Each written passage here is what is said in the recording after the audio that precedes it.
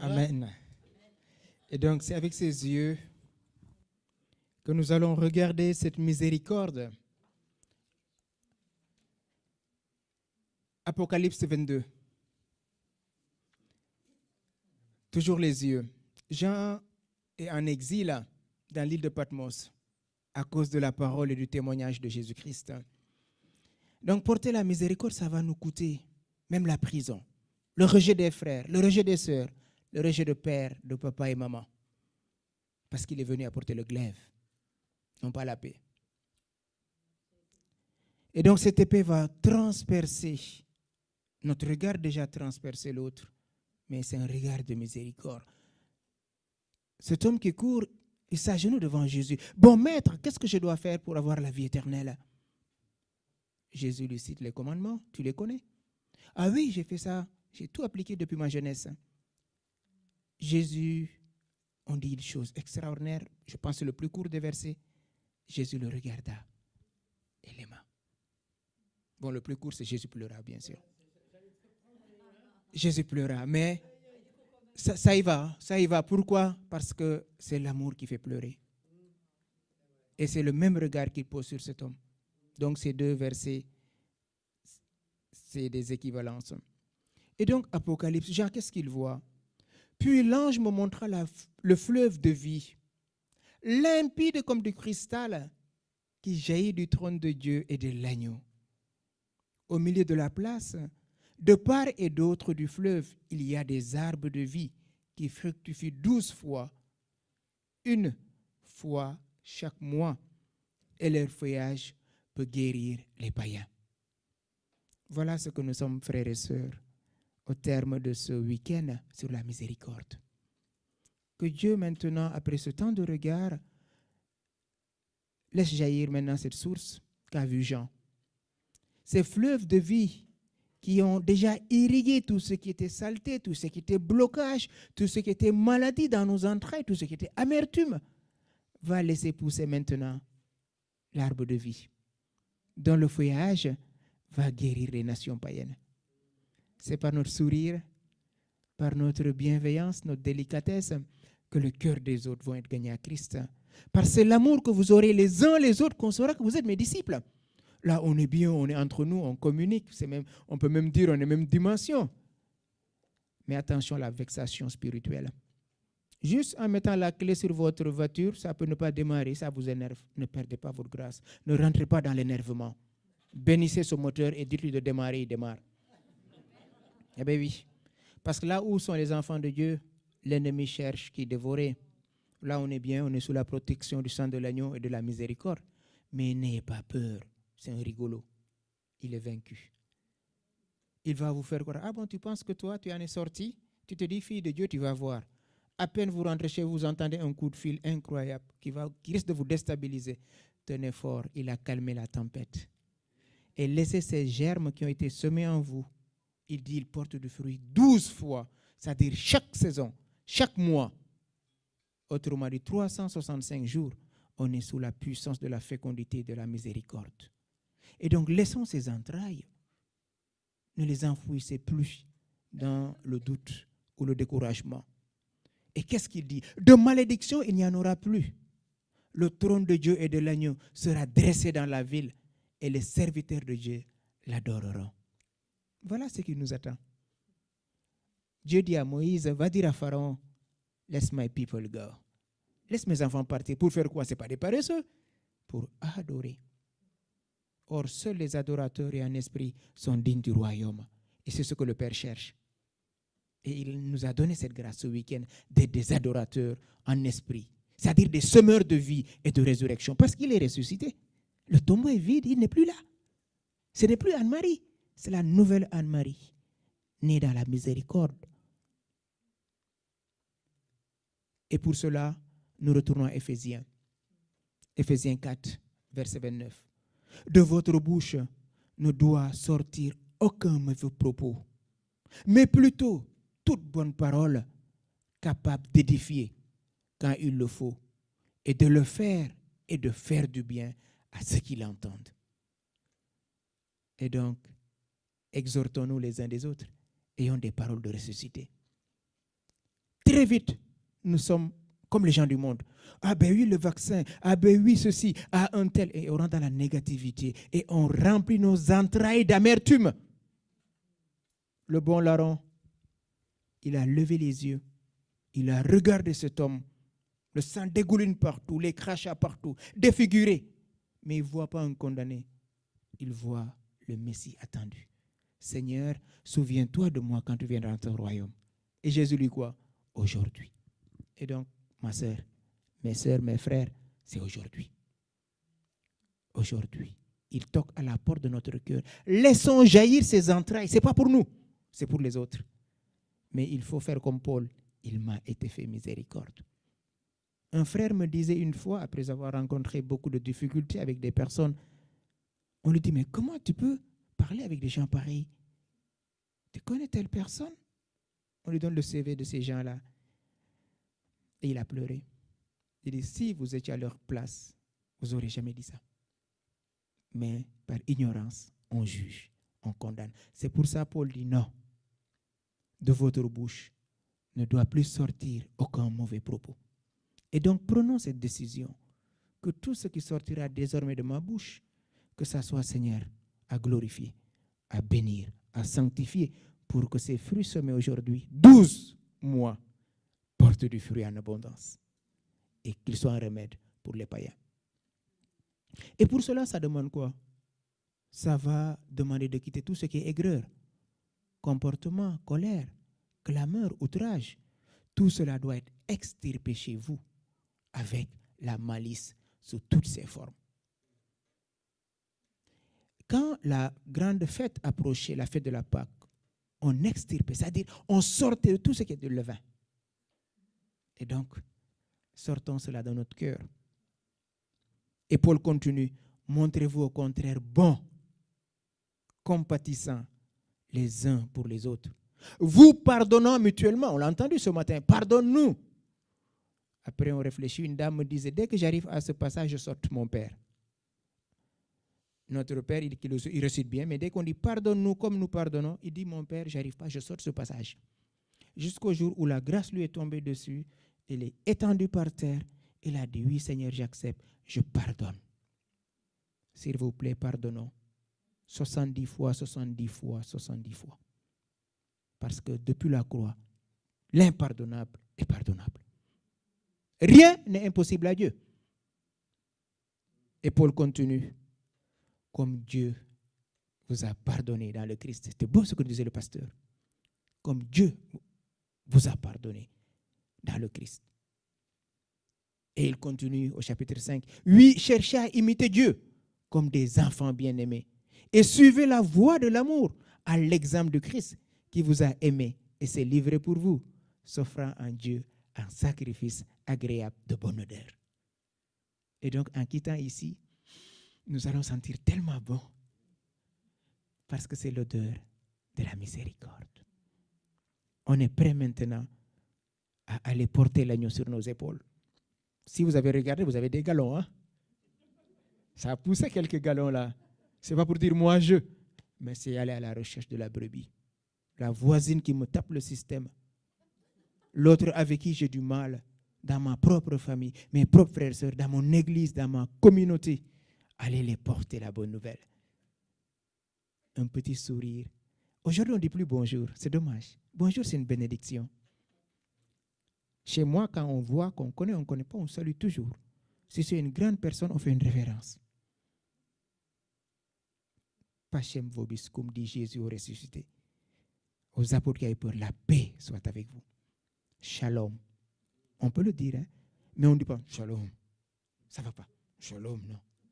Shalom. Shalom. La paix. C'est un épée. Ça rentre. Et je finis en vous rappelant ce que disait Paul aux Romains. Le jour est arrivé. Ce qu'on a entendu ce matin. Le jour s'est levé. C'est la résurrection. Hein? Laissons là les œuvres de ténèbres et revêtons les armes de lumière. Oui, frères et sœurs, la miséricorde nous coûte. On va nous prendre, excusez-moi, on va nous prendre comme des idiots. Écoutez ce qu'a dit Nietzsche. Ce n'est pas pour rien que je vous ai parlé de Nietzsche. Je peux vous parler d'autres philosophes. Hein? Tous ces philosophes qu'on appelle athées, je pourrais vous dire, citer quelques textes. Vous allez marcher sur la tête ici étourdi. Je ne voulais pas, ce n'était pas l'objectif. Mais pour vous dire, quand vous voulez être miséricordieux aujourd'hui, ça vous tire, hein? Que ce soit dans le couple, que ce soit dans la famille. Ah oui, il est gâté, tout ce qu'il veut, on lui donne, on lui donne, on lui donne. Ben oui, on lui donne. Parce que je ne suis qu'un canal. Et tout a été débouché. Mes entrailles, je peux tout donner. Même si vous demandez mon habit, je vous donne. Hein? La voiture, vous la prenez, je marche à pied. Stop, on va me prendre. Parce que je n'ai rien à perdre. J'ai tout gagné. Il a tout gagné pour moi. Et comme on l'a entendu hier, cet homme qui a été délivré de cette légion, le possédé de Génézareth, qu'est-ce qui se passe? Jésus lui dit, va annoncer tout ce que le Seigneur a fait pour toi. Donc ce qu'il a fait pour nous, ce n'est pas pour nous, c'est pour les autres. Et les autres, c'est d'abord mon frère, c'est d'abord ma soeur. Et donc, Seigneur, nous ne voulons pas te quitter. On veut faire comme Pierre, on veut dresser 3 tentes. Tellement agréable d'être là. Seigneur, continue de faire couler cette source, ce fleuve que tu as révélé à Jean par ton ange. Que cette fleuve continue d'irriguer tous ces petits cailloux qui restent encore, s'il y en a. Parce que le feu est passé, donc il ne reste plus rien. Parce que le feu, il prend l'eau, il prend les cailloux, il prend l'holocauste, comme il l'a fait pour Élie. Nous voulons, en repartant ici, comme l'a dit notre mère, la Vierge Marie, le Seigneur fit pour moi des merveilles. Saint est son nom. Son amour s'étend d'âge en âge sur ceux qui le craignent. Sa miséricorde est pour toutes les générations. Et comme elle termine en disant, de la promesse faite à nos pères en faveur d'Abraham et de sa race à jamais. Seigneur, te disons merci pour ce moment que nous avons passé, que tout ce que nous avons vécu dans ces lieux, ceux qui nous suivent à travers les ondes, à travers Internet, que cela soit gravé dans le livre de vie, scellé dans le sang de l'agneau, pour que nous puissions être que de pauvres serviteurs inutiles dont toi, tu te glorifies. Nous te le demandons, toi qui vis et règnes pour les siècles des siècles. Amen.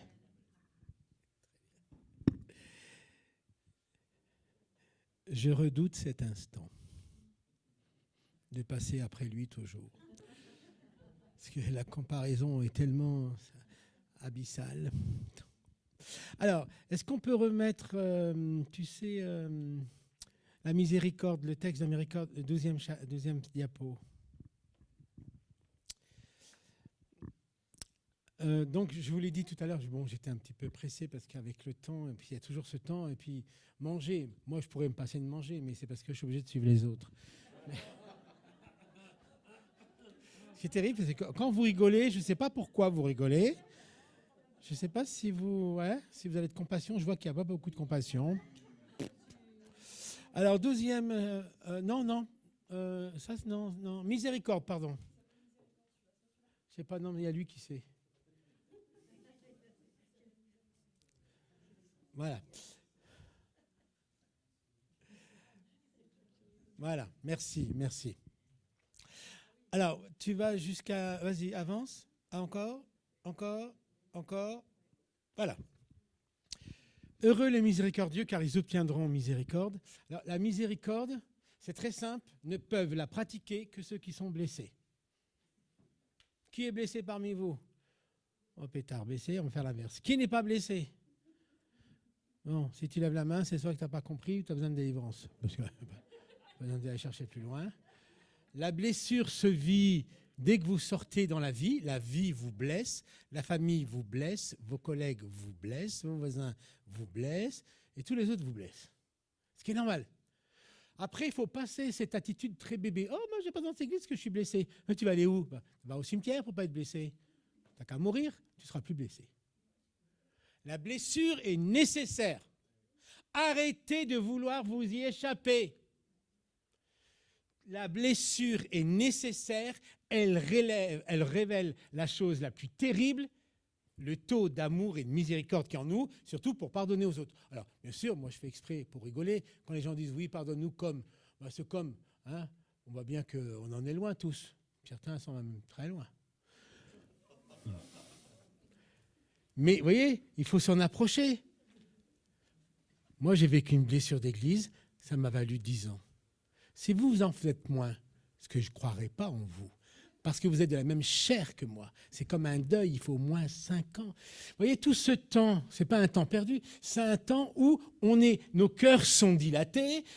Voyez, tout ce genre de choses, c'est nécessaire parce que Dieu veut nous donner des trésors et des excellentes révélations. Alors lui, l'avantage, ou d'autres, ils ont des révélations, hop, enregistrées. Moi, mon disque dur, il n'enregistre rien.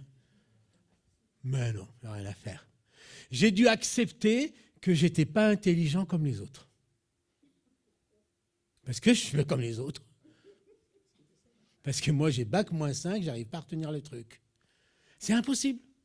Par contre, je me déplace, le Saint-Esprit me donne une parole à propos, qui est comme une pomme d'or avec des 6 heures d'argent. Je ne pourrais pas refaire, ni répéter, ni préparer. Si je prépare et je répète, tout je ne sais pas, je n'arrive pas à faire. Donc j'ai appris, au début que j'étais pasteur, je répétais des prières des autres. C'est affreux, hein? Jusqu'au jour où il a fallu que j'accepte que je sois différent. Et il faut que vous acceptiez que vous soyez différent, mais pas pécheur. Parce qu'il n'y a qu'une chose qui va vous disqualifier aux yeux des autres, ce n'est pas le don qui est en vous, mais c'est le caractère. Par contre, le caractère, vous y tenez, ça. Hein? Ça, c'est mon caractère. Non, quand on est en Christ, s'il y a ton caractère, eh ben, il y a des choses que tu peux changer, c'est dans ton caractère. Mais ta personnalité, on voit bien que ça se voit. Ça se voit bien même pour certains. Ça se voit. On voit bien. Il n'y a pas besoin de dire plus. Peu importe, Dieu fait avec. Mais par contre, les caractères, c'est là où il faut changer, c'est-à-dire qu'il faut se laisser caractériser. Et si vous avez peur des autres, vous allez avoir le réflexe naturel. Alors, comme on dit, hein, dans la fonction publique très à gauche, on a dit, si tu veux te faire respecter, il faut que tu emmerdes les autres, tu les fasses chier et tu vas être respecté. Ça, c'est l'histoire du monde. Certains l'ont reproduit dans l'Église, c'est terrible. Mais il faut l'enlever, ça. Parce que c'est le monde qui essaye de rentrer en nous. Alors nous, on doit les aimer. Alors je sais qu'il y a quelques chrétiens qui ont dit, oh là là, Carlos, il a dit un gros mot. On me dit, non, moi, je voudrais bien savoir, vous, tout ce que vous dites en cachette. Je voudrais bien savoir ce que vous pensez là. Et surtout ce que vous faites en cachette, chez vos collègues, dans vos familles, si ça parle, si ça débite. Vous dites, c'est pire que moi. Parce que moi, je suis de nature, je ne suis pas vulgaire. Mes collègues vous le diront, parce que ceux qui ont travaillé des années avec moi, ou même ma femme, je ne suis pas. Mais des fois, j'utilise la vulgarité pour provoquer l'esprit religieux qui dit « Ah, moi, je ne suis pas comme ça ». Tous ceux qui disent « Je ne suis pas comme ça », ils sont pires. Dire « Oui, je suis comme ça, mais je ne veux pas rester comme ça ». C'est plus difficile, vous comprenez? Et dans mon chemin de sanctification, comme je vous l'ai dit hier, après avoir divisé une paroisse à Mâcon, Dieu me demande de faire un ministère de réconciliation et de guérison à Paris. Ça va pas? Il faut prendre des gens qui ont fait des années, qui ont réussi, qui ont testé, qui sont coachs. Je ne l'ai pas dit tout à l'heure, on était à la Sainte-Seine. Il y avait 30 chefs d'entreprise qui cherchaient un coach professionnel pendant un week-end à Madrid. Puis tout le monde, moi je ne suis même pas coach, je ne suis pas certifié coach, rien du tout. On dit, non, mais tu as des recommandations d'autres personnes. Ah non, moi, tu sais, moi, puis que les chefs d'entreprise, j'ai dit, vas-y. Je suis allé. J'ai fait le mieux que j'ai pu. Je prêche, et ils se foutent de moi. Je retourne dans ma chambre, je porte plainte contre Dieu de m'avoir mis dans cette situation. Je dis, mais Seigneur, ce n'est pas possible. Et là, tout d'un coup, le Seigneur me dit, brise tes entrailles, pleure. Alors je leur ai dit quel était le père que j'étais, et le mari que j'étais, et le pasteur que j'étais. Et j'ai pleuré. À tel point que tous ceux qui étaient là, c'est la première fois que je voyais ça de ma vie. On a fait une Sainte-Seine au smoothie parce qu'on n'avait pas de vin. Avec des biscottes et tout ce qu'il y avait. Et avec des Kleenex, parce que tout le monde pleurait, et tout le monde venait au micro et me dit « Moi, personne ne m'a jamais pris dans mes bras. Moi, mon père, je lui serre les mains. Moi, ma femme, je lui fais pas ça. » Et ils étaient tous à pleurer. À un moment donné, quand les gens, quand tu brises ces entrailles, tout d'un coup, tu vois les gens qui appellent à l'aide, mais ils ne vont pas se confier s'ils ont devant eux un médecin qui prescrit un médicament. Moi, je n'ai rien à vous prescrire. Sinon, le Christ qui vit en moi, tout à l'heure tu m'as gêné, hein. J'étais à 2 doigts de partir, pas à cause de toi, mais c'est insupportable de regarder quelqu'un dans les yeux. Moi, à part ma femme, parce que je l'ai choisie, tu me demandes de regarder une autre femme, j'étais embêté. Dans ma culture très évangélique. Enfin, toi, tu es tombé sur lui. Je sais pas. Hein, on ne regarde pas, hein, tu vois. C'est pas facile. Hein. Donc, tu nous demandes à faire. Alors, j'accepte, je le fais. Mais vous voyez, dans la miséricorde, elle ne s'apprend que lorsque nous sommes pris en flagrant délit de manque. Et nous, on est comme les toxicos. On est en manque en ce moment. On est en manque de miséricorde. On est en manque d'amour. C'est pour ça que Jésus, regardez ce qu'il va dire. Allez, vous voyez, des fois il dit, j'ai pas marié la référence, je suis désolé, mais vous allez retrouver. Allez, guérissez, allez, chassez les démons, allez, proclamer la parole de Dieu, allez. Mais là, ici, dans ce aller, c'est allez et apprenez. C'est le seul aller qui est accolé à un apprenez. Allez, apprenez.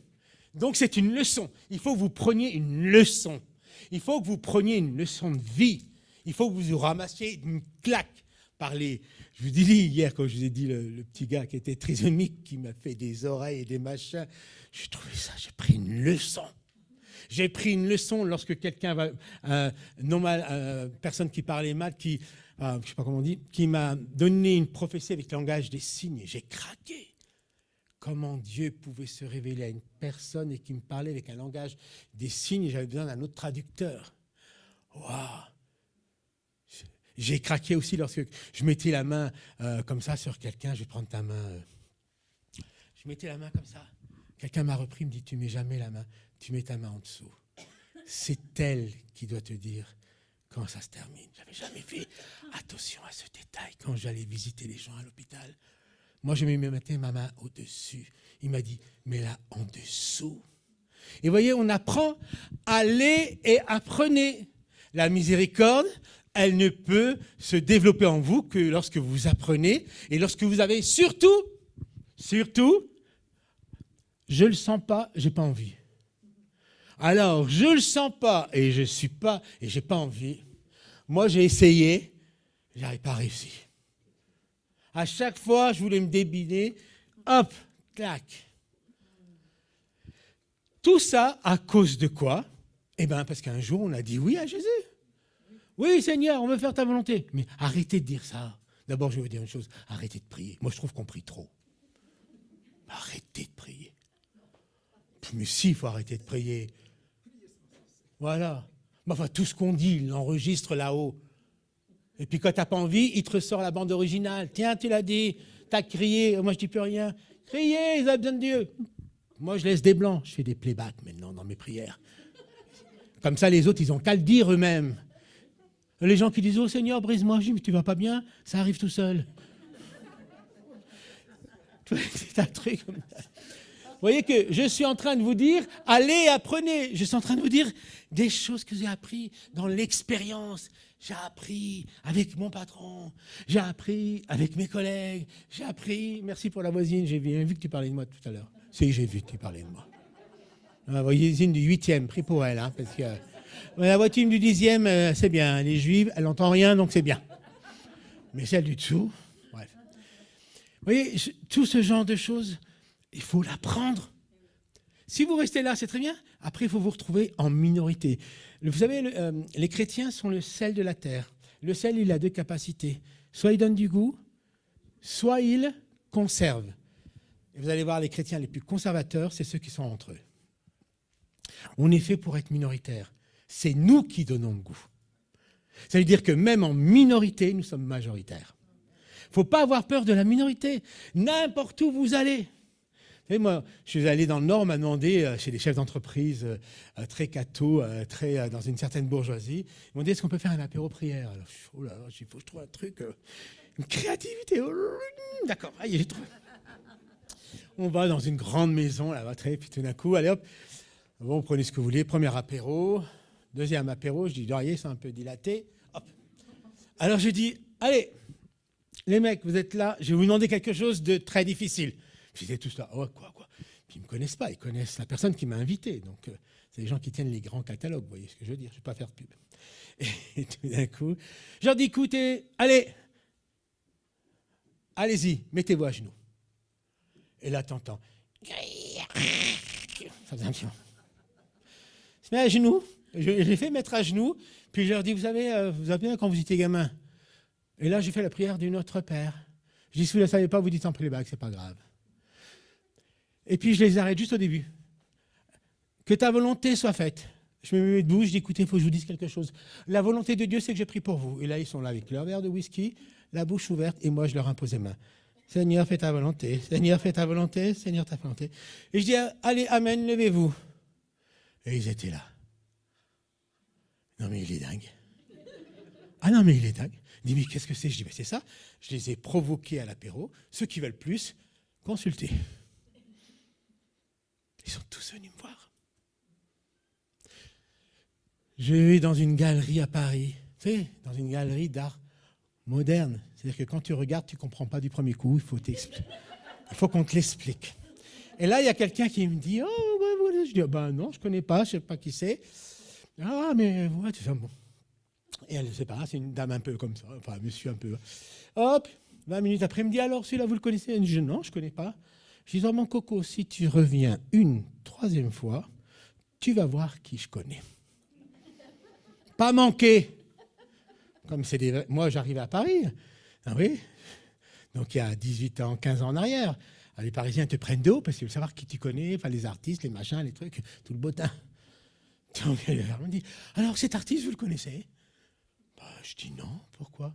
Je dis, dites donc, vous savez que Jésus est ressuscité? Elle me dit non, je dis, mais ça fait 2000 ans que tout le monde le sait.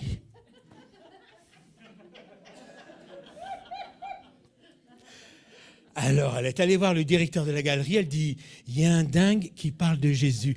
Oui, c'est Monsieur Payan. La même chose à la banque, la même chose partout. À un moment donc, lorsqu'il y a une provocation, je le réponds. Et je me dis, il y a quelque chose, et j'en suis, sans le savoir, allez, apprenez ce que signifie « je prends plaisir à la miséricorde et non au sacrifice », car je ne suis pas venu appeler des justes, mais des pécheurs.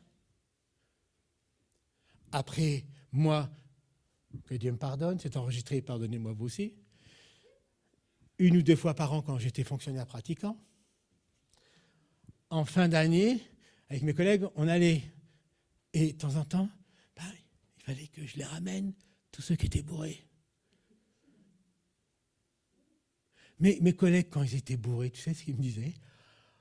Carlos, dansez des choses sur Dieu. Parce que lorsqu'ils sont dilatés, ils te posent toutes les questions. Les reins, je dis, je ne peux pas te répondre parce que là, t'en as tellement que tout ce que je vais te dire, tu vas l'oublier, voir que je recommence. Mais bon, je te le dis, mais je te le redirai aussi lorsque tu seras à jeun. Et je fais ça. Alors, il y a des gens qui m'ont vu avec des gens qui étaient bourrés. Oh, un pasteur avec des gens bourrés.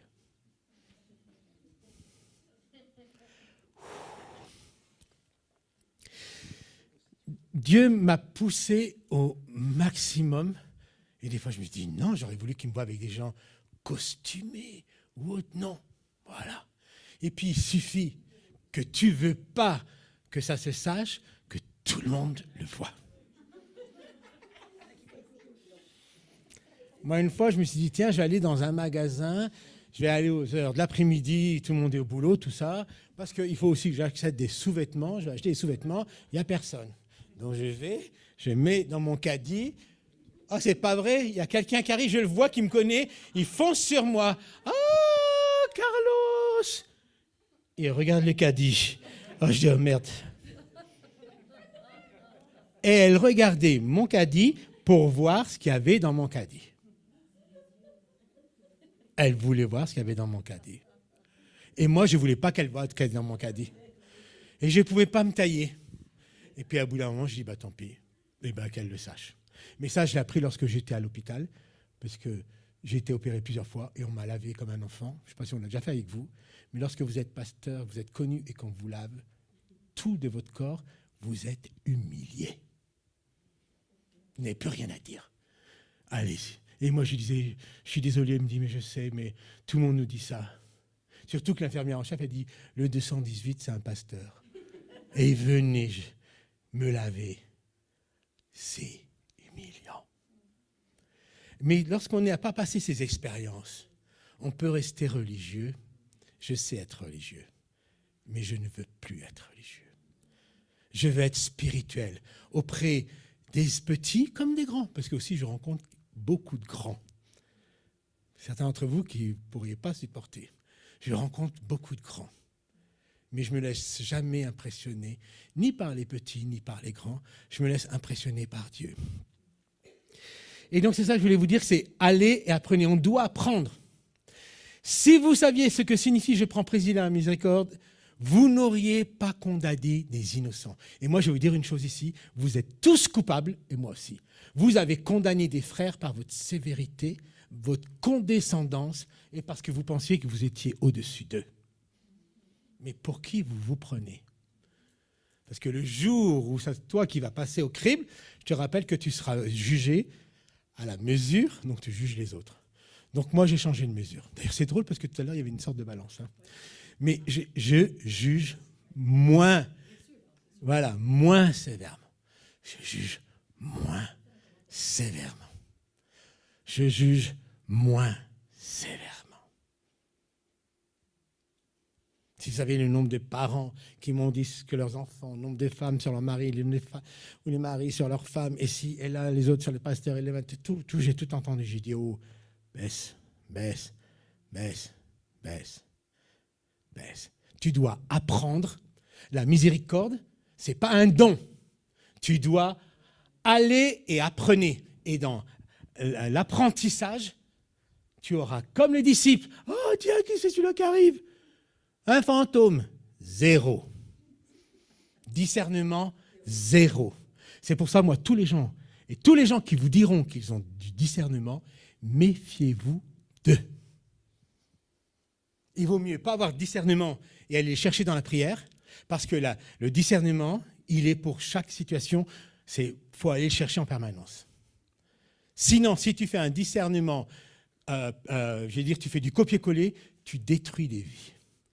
Vous ne les auriez pas à condamner des innocents. On a condamné des innocents. Et vous voyez, là, je suis avec vous, je suis en week-end sur la miséricorde. Et je dois gérer quelque chose aussi sur mes réseaux où il y a quelqu'un qui me pousse à bout que je dois miséricordier. Mais actuellement, ou à l'heure je vous parle, j'ai envie de le tuer plus que de le miséricordier. Parce qu'il est en train de dire quelque chose de faux sur moi et je dois apprendre. Et on dira toutes sortes de choses fausses sur vous. C'est ce que Jésus nous a prévenu. Et moi, j'aimerais dire, ce verset, j'en veux pas, éliminer, supprimer, bzz. Éliminez tous les versets qui vous dérangent. Et comme ça, vous vivrez votre propre vie et vous n'allez jamais progresser. Par contre, si vous êtes en vérité avec les autres, vous allez progresser. Là, je ne sais pas jusqu'à ce que vous pouvez supporter, mais au bout d'un moment, s'il y a l'esprit légaliste en vous, il va hurler parce qu'il ne supporte pas ça. Ça s'appelle la liberté des enfants de Dieu. Je refuse toute condamnation, je suis libre, je me laisse corriger et j'avance. Et j'ose le dire, je suis en travaux, il y a du chantier, je ne suis pas fini. Tous ceux qui me disent, ils savent tout, éloignez-vous des gens qui savent tout. D'ailleurs, tu aurais pu le dire, dans le Magnificat, Marie, la mère du Seigneur, va leur dire une vérité terrible. Il renvoie à vide les riches. Les riches, et ce sont ceux qui savent tout. Ils ne se laissent jamais enseigner. Allez, apprenez. Il y a des gens qui vont dans les réunions, ils écoutent, mais ils n'apprennent pas. Ils écoutent pour critiquer. Alors, je vais dire une chose, dans ta vie, tu as deux choses. Soit tu deviens thermomètre ou thermostat. Vous savez, hein? Un thermomètre, je viens, c'est trop long, c'est trop si, il a parlé si, il critique le prédicateur. Ça, c'est thermomètre, ça, c'est des chrétiens thermomètre. Thermostat, ce sont ceux, ils voient un prédicateur prêcher, ils prient pour lui. Ils savent aussi que c'est un combat intérieur. Donc, vous voyez, thermomètre, thermostat. Et vous avez tous ici, et moi le premier, critiquer les autres qui prêchent. Et lorsqu'on critique quelqu'un qui prêche, c'est parce que c'est insupportable. Et quand c'est insupportable, ça veut dire que la miséricorde est en train de frapper à la porte, elle dit « je veux rentrer ». Toi, tu dis « oh non, non, non, non, non ». Moi, comme ça, avec les catholiques, j'ai été pendant 15 ans. Je ne pouvais pas supporter les catholiques parce qu'ils sont tout simplement insupportables. Les catholiques ne sont pas faits pour être supportés, ils sont faits pour être aimés. Vous voyez la différence? C'est que maintenant, j'ai énormément d'amis catholiques, plus que peut-être vous tous réunis. Est-ce que j'ai réglé tous les problèmes avec eux? Non. Simplement, c'est qu'on s'aime, c'est tout. On n'a rien réglé comme problème. Tout ce qui était désagréable est devenu agréable. Et donc, je peux me promener maintenant chez les orthodoxes, chez les juifs messianiques. On m'a fait, il y a une caméra de télévision chrétienne qui m'a mis, c'était prendre un pasteur à son insu et le mettre, c'est-à-dire qu'on ne te dit pas où tu vas et on te met dans une situation pour voir comment tu vas réagir. Donc, il y avait plein de pasteurs qui étaient allés à droite, chez des musulmans, des bouddhistes, tout. Et moi, ils viennent me chercher en voiture, et là, sans rien savoir, et au début, et on me met, hop, et j'arrive, je sais que je vais où je vais, tout d'un coup, je m'aperçois, je rentre dans un temple Krishna en plein action, où ils invoquent tous les démons. Il faut vous dire, je rentre dans le truc, et on me filme à partir de là, qu'est-ce qu'il y a ici, là, et qu'est-ce que tu vas dire? Et le gars qui me provoque.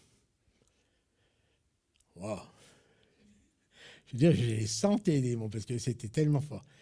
Eh bien, j'ai dû être au milieu d'eux, cette miséricorde, mais si on m'avait demandé la permission, j'aurais dit non. Et dans la vie, on ne vous demandera pas la permission de ce que vous allez traverser. Vous allez la prendre en plein en vous. Vous allez la prendre. Et après, les gens vont dire, voilà, comment tu traverses. Alors, je ne sais pas, c'est quoi la prochaine diapo? Voilà, l'autre d'après. Alors là, ça c'est le truc, parce que c'est comme ça que vous êtes absolument libre. Car le jugement est sans miséricorde et il n'a point fait miséricorde. La miséricorde triomphe du jugement. Et en dessous, l'autre verset, la sagesse d'en haut est premièrement pure, ensuite pacifique, modérée, conciliante, pleine de miséricorde et de bons fruits, exempte de duplicité et d'hypocrisie. Donc ça veut dire que cette miséricorde doit triompher du jugement qu'on fait sur vous et que vous faites sur les autres. Et vous êtes appelés à pratiquer cette sagesse pleine de miséricorde et de bons fruits. Moi qui avais divisé mon église, on m'appelle pour réconcilier des gens. Et je donne des paroles de sagesse pour réconcilier.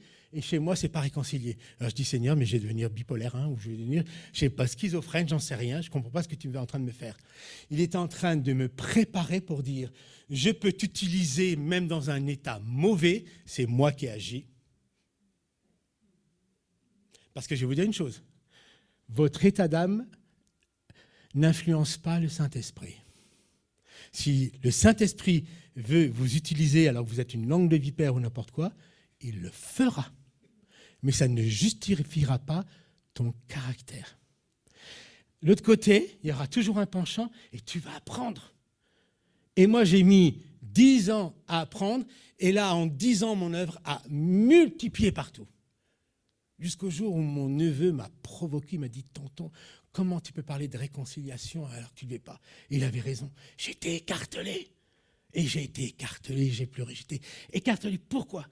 Et après, c'est venu. J'ai pu réconcilier ce que peu de pasteurs ont fait en France et dans le monde. Nous avons une division publique, nous avons fait une réconciliation publique. Devant tout le monde, avec des frères catholiques, avec des évangéliques, avec tout ça. Alors, pas dire 100%, ça serait mentir, mais 95% des gens étaient là. Et on a fait la fête. Et on a posé des mots. Oui, j'ai été trop dur. Oui, je vous ai imposé quelque chose que je n'aurais pas dû. Oui, j'ai fait. Oui, et j'ai reconnu. Et là, je me suis aperçu que lorsque j'ai exercé cette miséricorde et qui était forte, ça a libéré ma paroisse.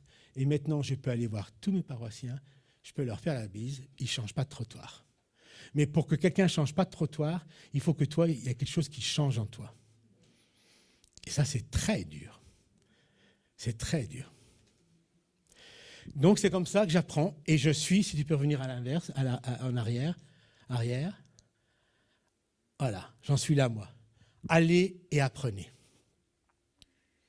Donc, j'en suis à allez, apprenez. C'est pour ça que je suis, et je redouble tous les ans. Je suis dans l'école de guérison de Paris Tout est possible, et je redouble tous les ans. Je me fais un plaisir d'écouter des hommes et des femmes que je ne pouvais pas supporter, et au travers d'eux, j'apprends des merveilles. Si vous n'écoutez que ceux qui ne vous dérangent pas, vous n'allez rien apprendre. Et maintenant, j'écoute des gens, je dis, oh, quand même, oh là, ce qu'il fait, oh non, je ne pourrais pas, moi. Oh, wow, c'est magnifique. Moi, c'est vrai, quand je t'écoute, je dis, wow, t'as vu, il est là, il est calme. Et ça débite, on a l'impression qu'il est branché avec l'ordinateur, ça sort. Tac, tac, tac, tac, tac. Waouh, c'est fort. Je dis, waouh, c'est incroyable. Il y a des gens. Et je sais très bien qu'il a aussi, lui aussi, des combats. Hein. On a tous des combats. Mais je voudrais terminer pour vous poser pour vous mettre, comment dire, pour vous provoquer au positionnement. J'aimerais savoir si parmi vous, il y a des gens qui voudraient aller, mais pour aller, il faut apprendre. Apprendre, attention, apprendre, ça veut dire pas que tu as raison. Tu peux avoir tort.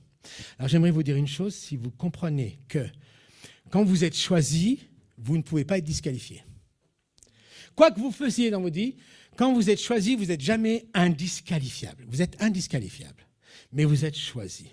Quand vous êtes choisi, alors vous pouvez aller, comme tu l'as dit. Moi, je suis allé au Liban, je vais y aller pour la 15e fois. Je vais aller me rendre en vulnérabilité auprès des gens qui sont encore plus vulnérables, ou des gens politiques qui sont encore plus corrompus, pour qu'à côté, je sois ce Jésus miséricorde. Est-ce que des fois j'ai envie? Non. Je vous ai déjà dit hier, les désirs de la chair et de l'esprit sont opposés afin que vous ne fassiez pas ce que vous voudriez. Tous les gens qui vous disent « je fais ce que je veux », ce sont des rebelles désobéissants. De nature, je suis rebelle désobéissant, mais je demande au Seigneur de se battre contre moi et que je perde. Et je suis un grand perdant. Je suis toujours étonné quand les gens qui disent « oui, tu es victorieux ». Ben, moi, je suis qu'un perdant. Je perds sur ma propre volonté et je gagne sur la volonté de Dieu. Est-ce qu'il y a des gens qui sont candidats pour aller apprenez? Levez-vous. Si vous restez assis, vous n'êtes pas mauvais chrétien, c'est que vous n'avez pas envie de le faire tout de suite. Vous n'êtes pas obligé de vous lever, hein. Mais ceux qui se lèvent, je vais prier pour vous, prophétiquement. Je vous rappelle, si vous restez assis, vous n'êtes pas un mauvais chrétien, c'est que vous n'avez pas envie de le faire maintenant et je le conçois tout à fait, il n'y a pas de souci. Moi, je ne me suis pas levé à tous les appels, au contraire. Je fuyais tout ce genre de choses. Mais je sais une chose, que si vous vous levez, il va se déclencher dans le ciel et sur la terre toutes sortes de circonstances favorables ou non, que ce soit dans votre travail, votre famille, ou dans le social, ou peu importe, il va se déclencher. Vous allez apprendre, vous allez échouer, et vous allez apprendre, et vous allez être qualifié. Vous allez apprendre, vous allez être échoué. Puis quand tu vas croire que tu as échoué, tu vas dire oh, « je suis un bon candidat. J'ai échoué. » Vous vous rendez compte? J'ai appris. Et là, vous allez apprendre ce que c'est la miséricorde. Et Dieu ne se cherche, regardez dans les disciples, que des gens qui ont échoué. Regardez, c'est vrai ou pas? Ah, c'est sûr, hein? Et puis vous, en plus, les catholiques, si on voit la lignée papale, c'est catastrophique.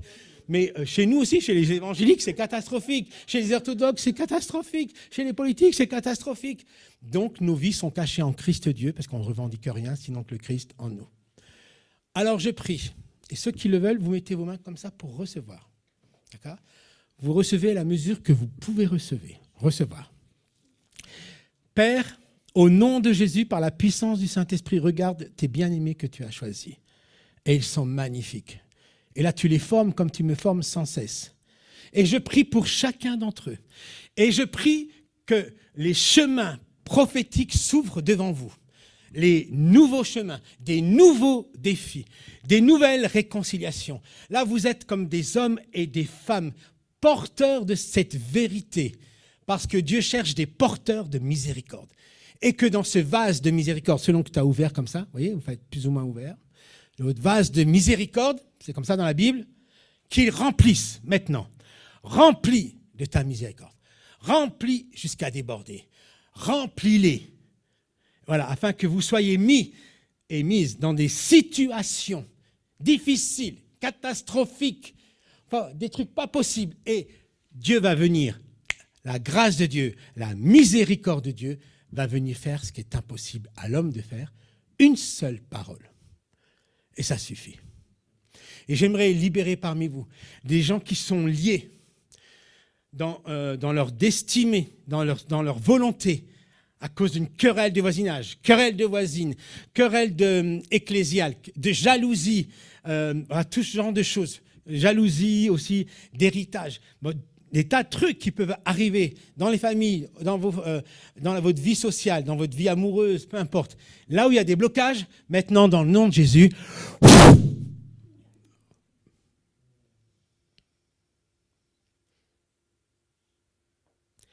et au travers de ce que vous allez, et je vous le dis comme Jésus l'a dit, allez et apprenez ce que signifie. Allez et apprenez. Que l'amour de Dieu le Père et la grâce de Jésus son Fils et la communion du Saint-Esprit soient sur vous.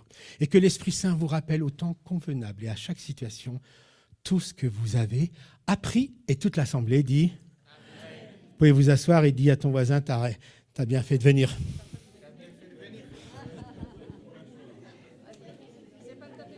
Et donc, juste, j'avais oublié un élément important, mais Dieu n'oublie jamais. Et donc, si nous regardons, il y a l'image que la centrale va projeter, la centrale technique. Ouais, c'est ça. Tout passe par vous, et avec vous, et pour vous, pour la gloire de Dieu. Et donc, je disais ce matin que ce qu'avait dit Joël s'est réalisé. Vos enfants, redévision et tout. Et donc, Maëlys, elle est venue m'offrir ceci. C'est pas pour rien. Bon, pour vous, peut-être c'est rien, mais pour moi, c'est quelque chose. Et donc, quand on regarde bien le dessin, au moment où on parlait du dessin, elle m'a jeté là, voilà, rempli de... Et quand on regarde bien ce dessin, j'ai eu le temps de compter le nombre de cœurs qu'il y a dans chaque balance. Ouais. Peut-être, je ne sais pas si vous avez regardé ou vu, mais on ne voit pas. Voilà, j'ai pu compter le nombre de cœurs qu'il y a sur la balance. Si vous regardez à gauche, 1, 2, 3, 4, 5, 6, 7, 8 cœurs. 8. D'accord? L'autre côté, si vous comptez, on en a combien? 9. On a les 8 béatitudes et les 9 cœurs des anges.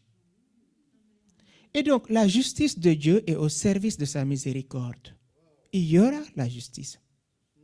Et n'oubliez pas, il y a la colère de l'agneau. Et la colère de l'agneau, c'est aujourd'hui. Pourquoi? Parce qu'on se moque beaucoup de Dieu aujourd'hui. Et donc, si c'est vrai, consolons ce cœur. Raison pour laquelle, regardez les cœurs qui débordent. Dieu ne peut pas abandonner ses enfants. Il y en a combien de cœurs? 5. Il y en a 5. Non, qui ne sont pas dans les deux balances. Il y en a 5 cœurs. Il y en a 6. Très bien. Donc, il y a 5 cœurs au-dessous de la balance. D'accord? Non, c'est 6, mais 5. 5 cœurs en dessous de la balance. Qu'est-ce que ça vous dit, les 5? La grâce de Dieu qui coule, qui va. L'autre qui est resté à côté, ça équilibre les deux plateaux, si vous regardez bien. Et donc, s'il vous plaît, la miséricorde de Dieu n'est pas notre dimension, mais elle s'est incarnée en nous. Et nous en sommes porteurs. Et si nous ne le vivons pas, nous ne sommes pas chrétiens. C'est bon de prêcher, alléluia, tout ça c'est bien. Les apôtres l'ont fait. Mais Pierre, il a pleuré parce qu'il croyait qu'il était capable de mourir pour le Christ. Nul n'en est capable, nul n'en est digne. Mais s'il nous y appelle, parce qu'il nous a précédés. Et donc, allons de l'autre bord. Dès qu'on sort, ils nous attendent, les misérables, commençant par nous-mêmes.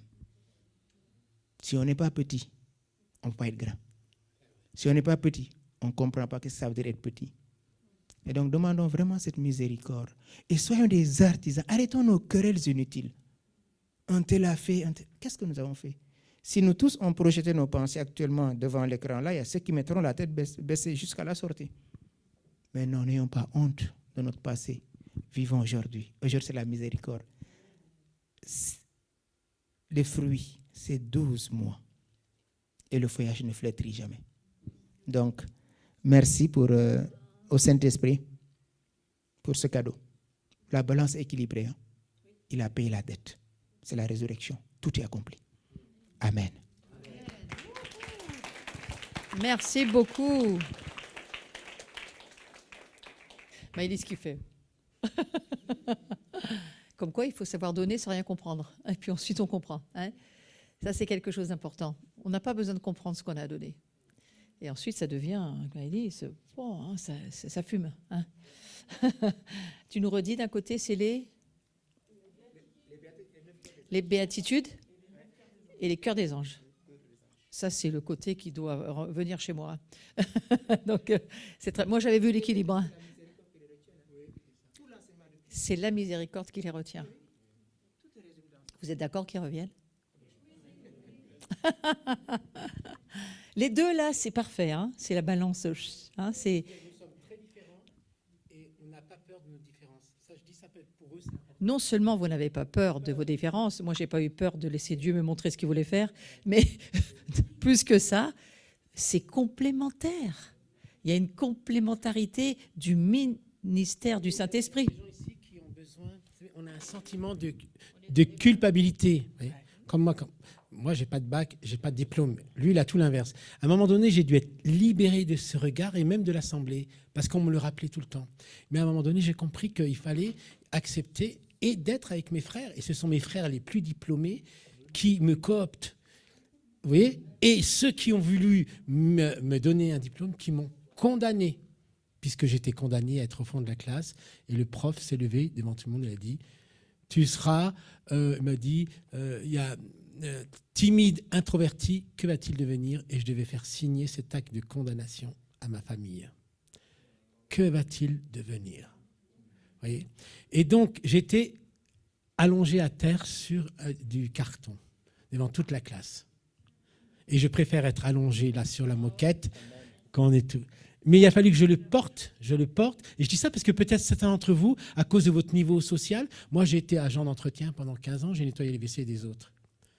Ouais. Et j'ai appris énormément. Et maintenant, c'est vrai, j'ai plus besoin de le faire, mais s'il fallait, je le fais. Et j'apprends, et sinon je n'aurais pas été à côté de lui, ça aurait été insupportable. Parce que tout ce qui était dans l'enseignement, je l'ai révulsé. Il a fallu qu'il y ait une guérison intérieure. Je dis ça parce que peut-être certains d'entre vous, vous êtes dans ça. Et le peuple de Dieu, c'est ça que fait le Saint-Esprit. On apprend ensemble. Allez, apprenez la miséricorde. C'est pour ça, Jésus, il prend Pierre, il ne sait pas lire, il parle aux Juifs. Et Paul, qui est érudit, il parle aux païens qui ne comprennent rien. Ça, c'est incroyable. Et il inverse toutes les valeurs. Il inverse toutes les valeurs. Alors voilà, donc en ce moment, je suis... mis en examen avec le tribunal du ciel parce que je porte plainte contre Dieu, parce que je ne comprends pas tout. Pour inversement de valeur sans m'avoir averti. C'est tout à fait excellent.